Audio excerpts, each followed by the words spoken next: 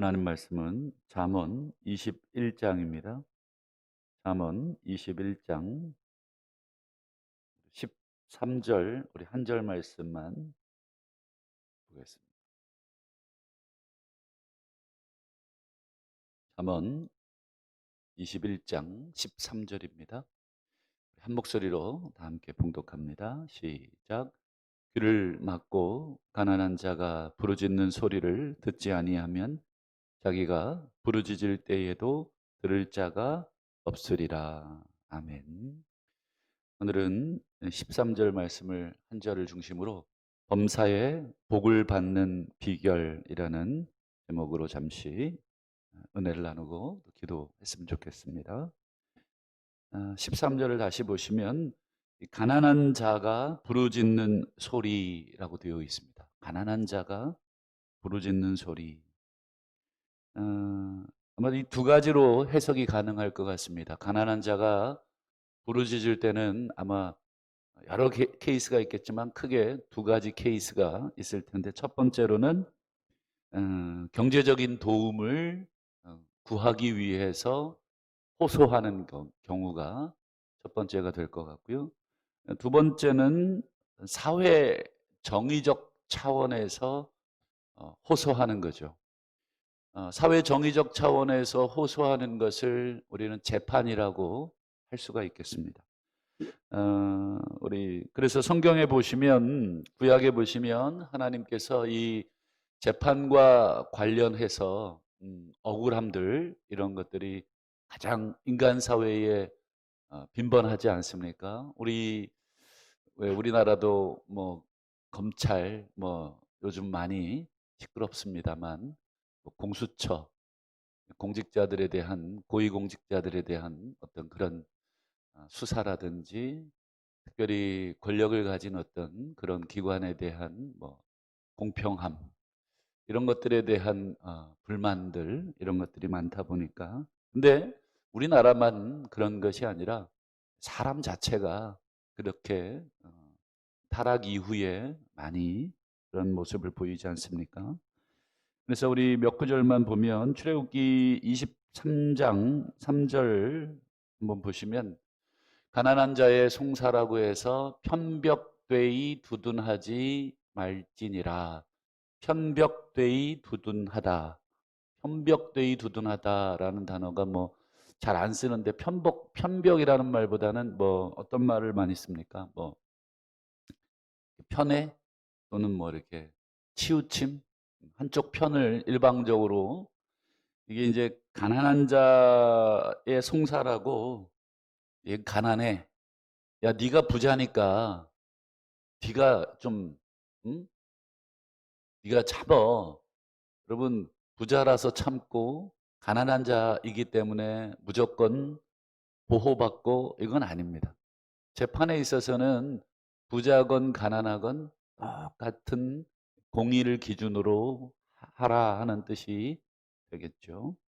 6절도 같은 개념이죠. 너는 가난한 자의 송사라고 정의를 굽게 하지 마라. 아, 가난한 자를 불쌍히 여기는 건 개인적 차원에서 얼마든지 우리가 불쌍히 여기지만, 이게 재판의 과정에 딱 들어가게 되면 그건 가난하든 부유하든 그런 외적인 어떤 모양이나 조건을 보고 공의를 굽게 하면 안 된다라고 하는 것이 기본적인 재판의 원리입니다. 물론 재판 이전에 개인적인 차원에서는 얼마든지 가능하죠. 뭐 그냥 내가 조금 더 손해 볼게, 그냥 뭐 내가 좀 더 억울하고 말게, 이렇게 할 수는 있지만, 공적인 차원으로 모든 문제가 올라가면 억울한 일이 없도록, 그래서 이 가난한 자들의, 또는 부유한 자들의 어떤 사회 정의적 차원에서 호소하는 것들에 여러분 공평해라 하는 것이죠. 두 번째 차원이 이제 아까 말씀드린 이제 경제적 차원의 호소가 이 가난한 자들의 부르짖음이 되겠는데, 특별히 이 역시도 하나님께서 이 율법화할 정도로 아주 강한 명령들이 몇 개 있습니다. 레위기 23장 22절을 한번 보실까요? 네. 너희 땅에 곡물을 벨 때 아마 1년에 이제 추수 마지막 추수를 하는 그런 경우. 요즘은 이제 뭐 1년 단위로 우리가 추수를 하지 않고 뭐 월 단위로 월급을 우리가 받거나 하지 않습니까? 우리가 월급을 받을 때 이렇게 번역을 해도 되겠습니다. 반 모퉁이까지 다 베지 말며 떨어지는 것을 줍지 말고 그것을 가난한 자와 거류민을 위하여 남겨둬라. 추수하다 보면 쫙 구석에 있는 것까지 이렇게 알뜰하게 추수를 해야 되지만 하나님이 일부러 반 모퉁이는 좀 남겨라. 그리고 추수하다 보면 떨어진 것들이 있지 않습니까? 그런 것까지 탁탁탁 긁어내지 마라. 그 이유는 무엇이냐면 뒤에 이유가 나와 있습니다. 그다음에 25장 35절도 볼까요? 내 형제가 가난하게 되어 빈손으로 내 곁에 있거든 그를 도와 거류민 동거인처럼 너와 함께 생활하게 하라.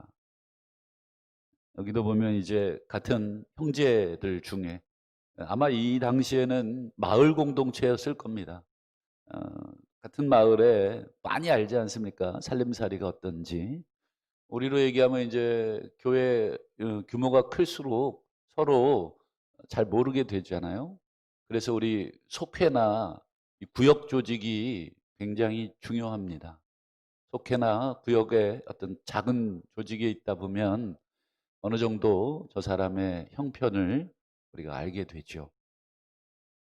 그러면 그를 도와주어라 라고 하는 게 하나님의 명령이죠. 신명기 15장에도 보실까요? 같은 명령이 반복되죠. 내가 내게 명령한다. 너는 반드시 내 땅 안에 내 형제 중에 곤란한 자, 궁핍한 자에게 내 손을 펼지니라. 움켜쥐지 마라. 손을 펴다. 구제하라 하는 말입니다. 신명기 14장 28절을 보시면 아예 더 구체적으로 지시를 하고 있죠. 매 3년 끝, 매 3년마다 이런 얘기인데 그 해 소산의 10분의 1을 다 내어 내 성읍에 저축해라. 성읍에 저축하라는 것은 공적 자금을 만들라 하는 것입니다.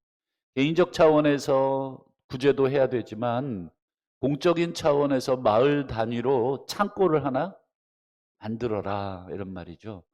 근데 기준이 매 3년 끝 11조만큼입니다. 그러니까 3년에 한 번 매년 11조를 내지만 3년에 한 번은 11조보다 더 내는 거죠. 11조 내고 3년에 한 번에 11조만큼이니까 매년으로 환산하면 약 3.3%가 되겠습니다. 3.3%. 3년마다 3.3%를 내는 것이죠.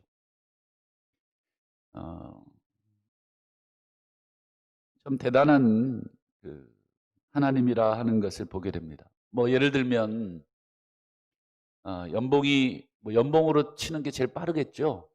뭐 연봉이 한 5천이다. 그러면 뭐 매달 우리가 뭐 500만 원을 받는다.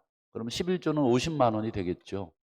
그러면 매 3년 11조만큼의 구제금을 또 내야 되니까 500만 원 월급쟁이면 약 3.3%를 같이 내면 됩니다. 1년에 한 번. 그래서 5천만 원에 3.4%면 얼마입니까? 한 150 정도 되나요? 150 좀 더 된다고 치면 150이라고 치겠습니다. 그걸 1년으로 나누어 내면 되는 거예요. 그러면 한 달에 한 10만 원, 한 10몇만 원 정도. 이게 구제금으로는 반드시 내야 되는 그 공적 자금인 것입니다. 일종의 사회의 세금과 같은 것입니다.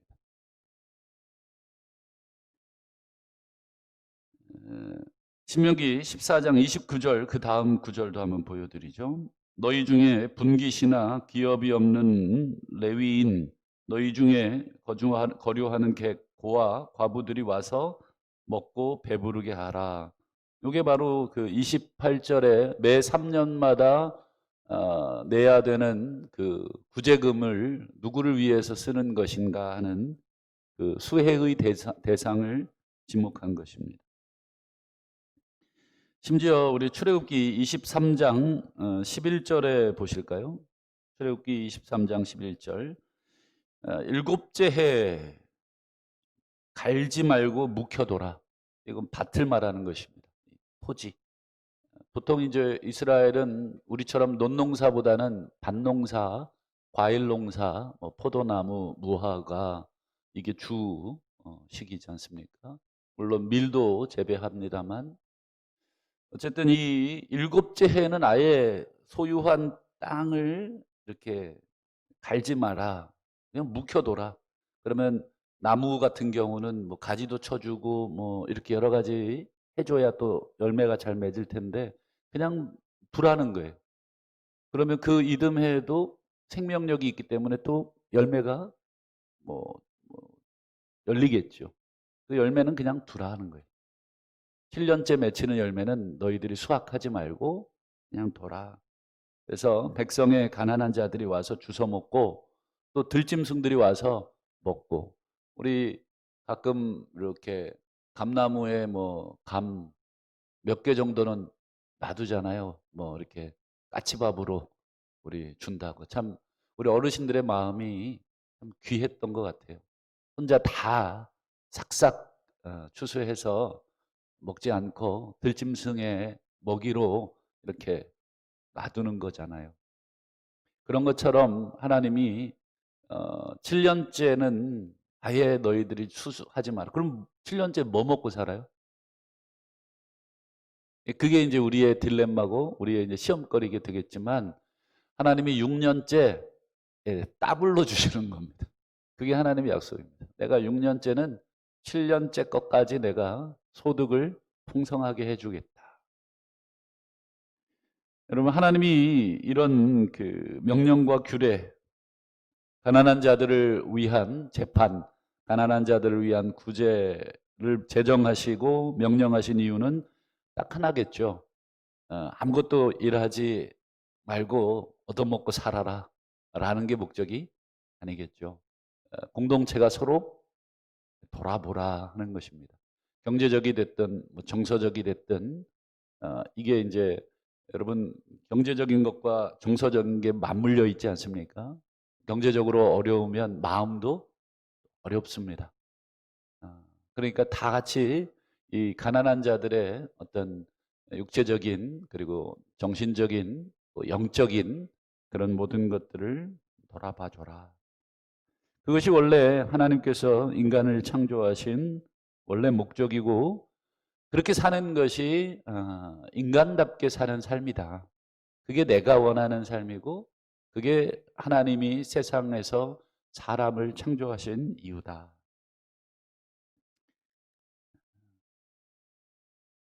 최근 코로나 여파로 이 경제적 여파가 아마 부자들은 여러분 끄떡없습니다. IMF가 오든지 코로나 F가 오든지 끄떡없습니다.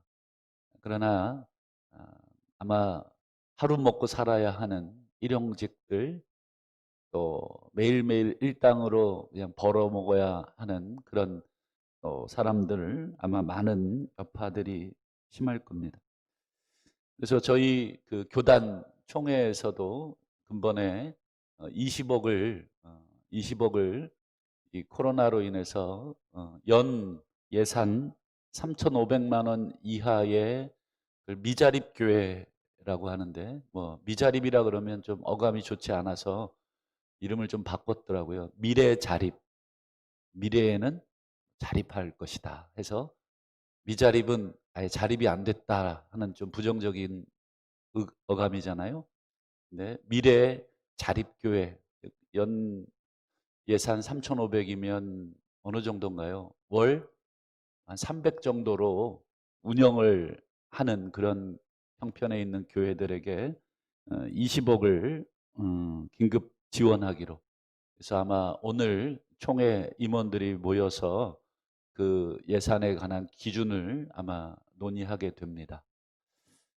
20억 그러면 한 개인에게는 뭐 큰 돈이지만 우리 총회 한 12,000~13,000여 교회가 되는데 그중에 한 3~4천여 교회가 아직 미자립 교회들입니다. 거의 한 40%에 육박하죠. 그 정도의 교회들이 아직 재정적 자립 이런 것들이 되지 않은 교회들입니다. 그래서 근본에 총회장께서 최소한 100만 원씩이라도 지원을 해서 뭐 월세 그리고 뭐 공과금 여러 가지 교회를 운영하는 운영금으로 지원했으면 좋겠다 하셔서 이 100만 원씩 20억을 나눠 보니까 약 2,000개 교회 정도, 다는 안 될 것이고 아마 미자립 교회 중에 한 반 정도. 그래서 지금 총회 홈페이지에 불이 났어요. 왜냐하면 신청한이라고. 그래서 교회 재정 이런 것들을 다 기록도 해야 되고 교인 수 이런 것들을 이제 전체적인 통계를 이번 기회에 파악을 하고 어떤 교회가 도움이 필요한가를 이제 살피고 있는 것입니다. 총회 차원에서도 물론 그렇게 하겠지만 또 저희 노회 차원에서도 또 교회 차원에서도 그렇게 하고 있다고 봅니다. 최근에 기특한 소식이라고 해야 될까요? 반가운 소식이 하나 우리 당회 하는데 들렸습니다. 우리 대학 청년회를 중심으로 우리 필리핀의 우리 황 선교사님, 우리나라야 요즘 이제 마스크가 많이 풀렸잖아요. 참 그래도 우리나라가 참 성숙하다 하는 게 느껴지는데 어쨌든 마스크 대란이 살짝 왔지만 그래도 우리 시민들이 질서를 잘 지켜서 이제 공급과 수요가 어느 정도 안정화되면서 가격도 이제 적정하게 내려갔습니다만 우리가 이 주변에 특별히 뭐 심지어 뭐 강대국이라고 하는 나라들조차도 마스크를 감당이 안 되는 것 같습니다. 그런데 이번에 우리 대학 청년들을 중심으로 우리 필리핀의 우리 황 선교사님께 이 마스크를 모아서 보내드렸다고 합니다. 이런 좋은 일은 우리 당회에서도 그래서 우리 성도님들도 같이 동참을 했으면 좋겠다. 그래서 되시는 분들만 뭐 최소한 본인이 가지고 있는 마스크 하나 두 개 헌물해 주시면 물론 종류는 다 다르겠죠. 지금 보니까 다른 마스크들을 쓰고 계신데 아마 우리가 돈이 없어서 그런 게 아니겠죠. 일괄적으로 똑같은 마스크를 보내기보다도 다양한 종류의 마스크를 보면서 우리 성도님들이 자신이 구입해 두셨던 것들을 이렇게 하나 둘 보내셨다 하면 더 뜻깊은 성탄절 선물도 될 것이다. 해서 우리 당회에서는 이번 주일날 우리 교회 광고를 하여 한 주간 그것을 모으려고 합니다. 그래서 그것을 이제 우리 선교사님께 전달하면 선교사님들이 또 주변에 우리 현지인들에게 나누어 줄 것이라고 생각을 합니다. 코로나로 인해서 각 교회들마다 재정적인 또 어려움들을 많이 겪고 있는데요. 내년도 저희 교회 구제비, 또 경로복지비 예산이 1,600만 원이 예산으로 잡혀 있고 국내외 여러 어려운 미자립 교회와 선교사님들을 돕기 위한 우리 선교 헌금이 약 8,250여만 원, 8,300여만 원 정도가 예산으로 잡혀져 있습니다. 두 개 합치니까 약 1억이 조금 안 되죠. 그 정도의 예산이 내년도에 우리 구제 그리고 선교 이런 또 어려운 곳으로 흘러가게 됩니다. 올해 결산을 우리 재정부에서 예산 결산을 이제 보고를 예상되는 12월 달까지 봐야 되겠지만 작년도를 기준으로 해서 올해 구제비, 선교비 우리 성도님들이 얼마를 헌금해 주셨는가 결산 보고를 해 주셨는데 예상하는 금액이 6,700만 원 정도가 결산이 될 것으로 재정부에서 보고를 주셨습니다. 아마 어려운 가운데도 돼 있지만 우리 성도님들이 그래도 힘을 다해서 헌금해 주셔서 좀 부족한 부분은 또 교회 일반 재정에서 더 보태서 우리가 또 구제를 할 것입니다. 아무리 어려워도 또 우리보다 더 어려운 주변의 분들을 돌아보라 하는 하나님의 명령. 그래서 어제 우리 교구 목사님들이 올해 우리 교인들 중에 그래도 좀 형편이 조금 어려운 분들 우리가 좀 도왔으면 한다 해서 지금 46가정을 선정해 두었습니다. 뭐 큰 도움이 안 되는 너무너무 약한 금액이지만 또 우리 성도들을 대신해서 교회가 또 마음을 서로 나누는 그 정도의 의미로 우리가 전달을 아마 우리 교구에서 함께 기도하고 전달을 해줄 것입니다. 오늘 주신 말씀처럼 이 가난한 자들의 귀를 막고 부르짖는 소리를 듣지 아니하면 자기가 부르짖을 때에도 들을 자가 없으리라. 황금률인데 무엇이든지 남에게 대접을 받고자 하는 대로 너희도 남을 대접하라. 이것이 율법의 정신이고 이것이 선지자의 가르침이다. 왜 살인하지 말라 명령하셨는가? 죽고 싶지 않기 때문에. 내가 죽고 싶지 않기 때문에 너도 타인을 죽여서는 안 되는 것이다. 왜 거짓 증거를 하지 말아야 합니까? 내가 거짓말로 사기를 당하고 손해를 당하고 싶지 않기 때문에 나 역시도 다른 사람에 대하여 거짓 증거를 함으로 인해서 그 사람이 사기를 당하게 하거나 불이익을 당하거나 손해를 당하지 않게 하는 것입니다. 율법의 모든 정신이 다 그렇습니다. 대접을 받고자 하는 대로 그대로 해줘라. 사기 당하고 싶지 않으면 거짓말하지 말아라. 도움을 받고 싶으면 너도 도와주어라. 이것이 바로 율법이고 선지자입니다. 신명기 마지막 14장 29절 끝에 보면 하나님이 이렇게 얘기하시죠. 그리하면 내 하나님 여호와께서 내 손으로 하는 범사에 내게 복을 주시리라. 우리가 복 받기를 아마 많이들 좋아하실 겁니다. 뭐 새해 복 많이 받으라 인사할 날이 이제 얼마 남지 않았는데 여러분 복 받는 비결을 오늘 하나님이 가르쳐 주고 계십니다. 그렇게 하면 내가 네가 하는 모든 일에 복을 내릴 것이다. 나를 시험해 보라.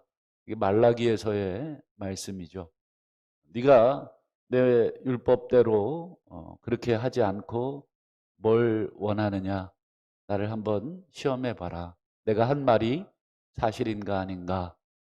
근데 우리의 믿음 없음과 우리의 연약함이 감히 하나님을 시험하지 못하여 우리가 그렇게 살지 않을 때가 많이 있지만 중요한 것은 반드시 우리의 수입의 일부는 여러분 우리가 3년에 한 번 11조 수준만큼 이게 기본이지만 형편에 따라서 그보다 더 적을 수도 있고 그보다 더 많게 낼 수도 있습니다. 그것은 본인들의 형편에 따라서 결정을 하시면 되겠습니다.